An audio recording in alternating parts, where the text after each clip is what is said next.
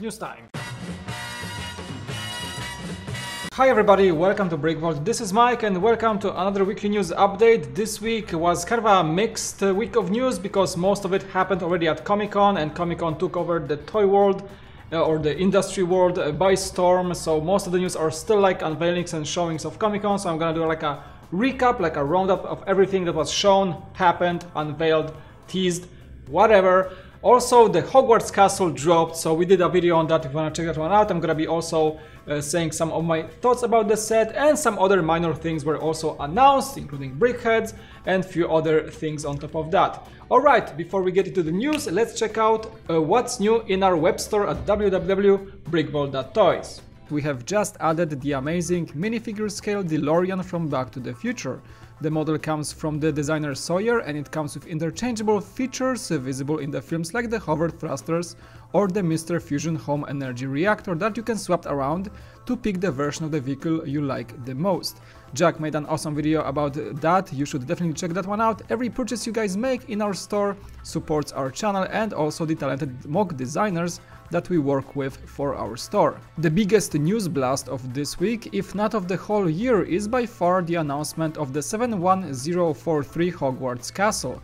The set was heavily and, as it turns out, accurately rumored for quite a while in our news updates, and we also posted a short news video about the enormous set during the week if you wanna check that one out.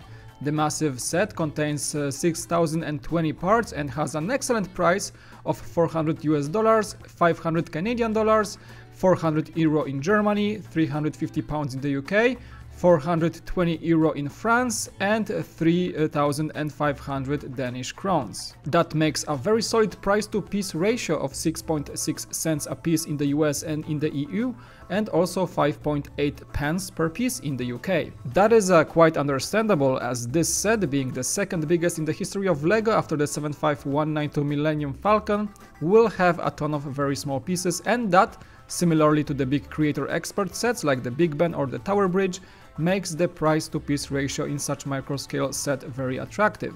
Nevertheless, the set looks epic and will be a marvelous build.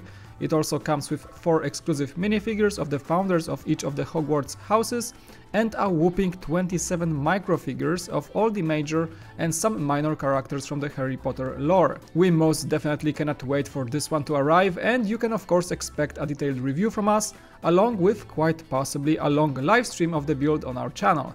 Now, if we can only use some magic to get this guy here faster. Another much smaller announcement also happened this week, but it's still quite fun to know about. LEGO Batman minifigure line is, not surprisingly at all, getting another very good looking version of Batman, and that one comes in the new minifigure pack called LEGO DC Superheroes Knightmare Batman Accessory Set number 853744. This pack is connected to the Batman vs Superman Dawn of Justice movie, and inside we will find 2 minifigures of Parademons that are non-exclusive. They already appeared in 2 sets in 2017, namely the Nightcrawler Tunnel Attack and the Flying Fox Batmobile Airlift, and also we are getting the entirely new and exclusive Knightmare Batman that comes from the dream scene, or rather the nightmare scene, from the mentioned movie. This guy comes with a very cool print for a tan trench coat along with olive green cargo pants. You can also see some tactical gear underneath the clothing, and there is also the Batman's armor that can be spotted visible on the chest. The cowl seems to be in silver finish with goggles print on it, and overall that will be one of the most unique looking Batman minifigures around. The pack also gives you a buildable turret and some weapons accessories, and you can also notice a never before seen 1x1 tile with the Joker face print on it. Overall, it's a pretty cool pack if you ask me, and according to the online LEGO shop, this one consists of 46 pieces, becomes available September 1st in the US and a month earlier, very soon actually, on August 1st in Europe, and this one will cost you almost $13 in the US and almost £11 in the UK.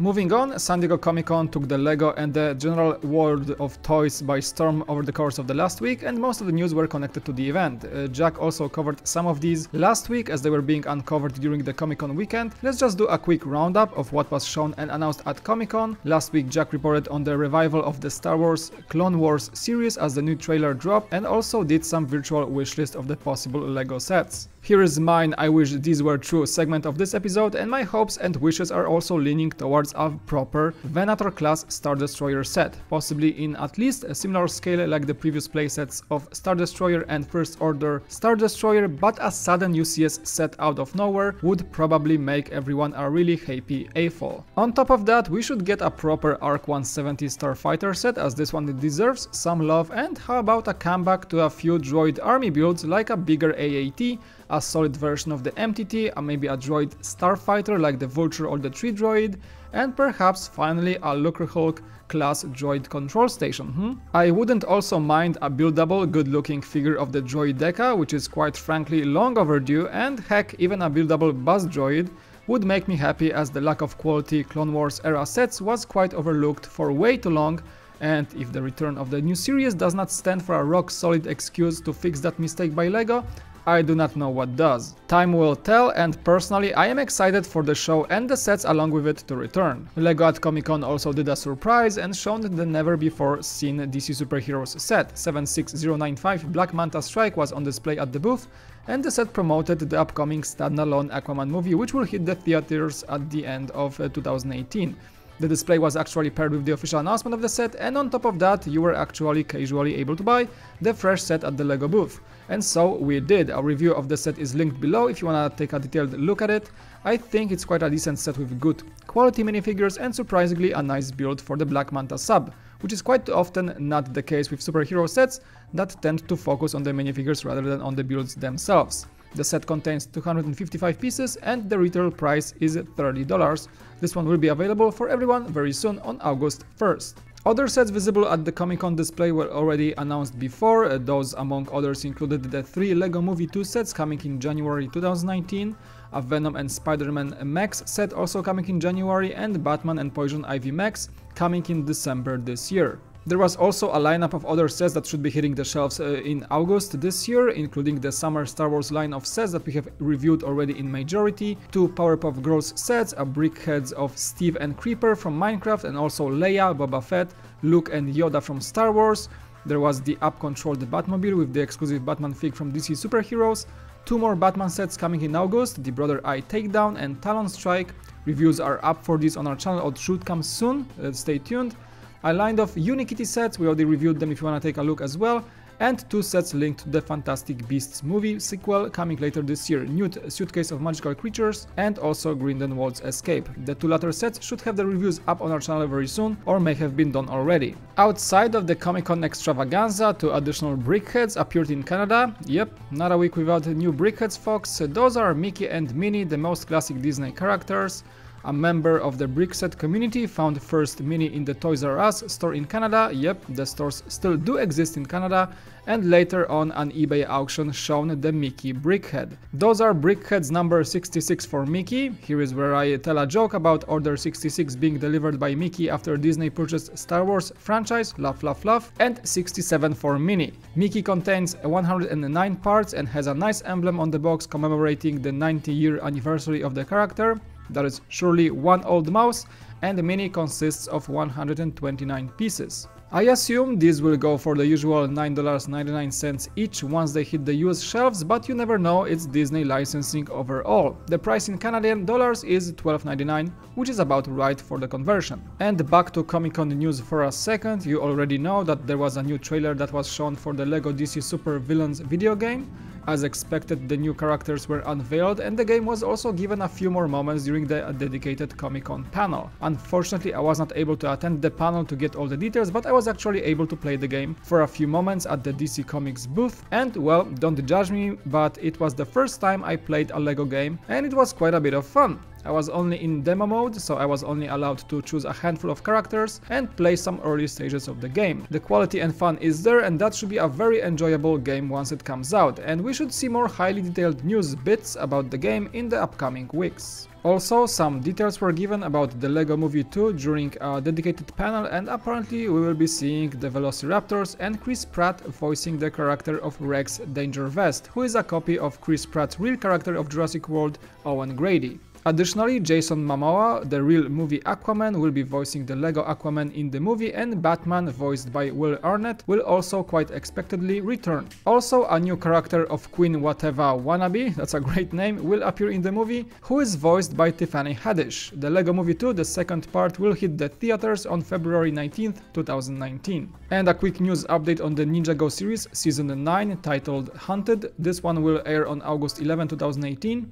Lego Ninjago sets supporting that season are officially coming to the US on August 1st. These are already available in Europe. The reviews for these sets are already available on our channel if you want to check those out. This is a pretty solid line of sets in my opinion. And for the end of this news update, let's take a quick look at LEGO Ideas, a platform for every LEGO fan to submit their set ideas for people to vote on, and once you break the magical 10,000 supporters threshold, you are in for your creation to be reviewed by LEGO and maybe even become a real LEGO set. This week we have actually two creations breaking the barrier. That is the M&M's chocolate candy dispenser by EDxAS, and the second one being the Rolls-Royce UltraFan, the ultimate jet engine by DanCodd. The first project is meant to celebrate the 75th anniversary of the M&M's brand, and it is all about cylinders to dispense the M&M's candy in certain colors. The designers behind the set are not rookies in the mock community, as they run the Electric Dragonite and Astonishing Studios YouTube channels, where they post videos of dozens of food dispensing gizmos and other crazy creations, some of which are by far more complex than the M&M's machine. This project was raising support for quite a while, as it was first posted to the Ideas platform in June 2016.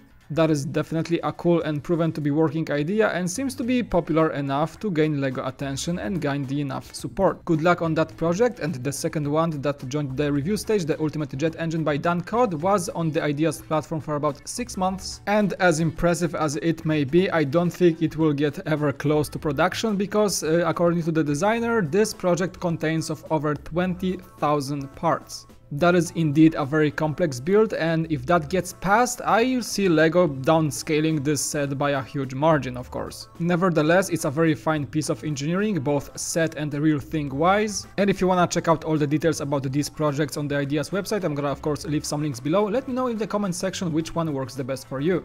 Alright, and that's gonna be it for this week's news update. Thank you guys so much for watching. I hope you enjoy our content and enjoyed this episode. If you did, don't forget to leave a like and subscribe to our channel if you have not already. Also, click that bell button below to be notified whenever we make a new video.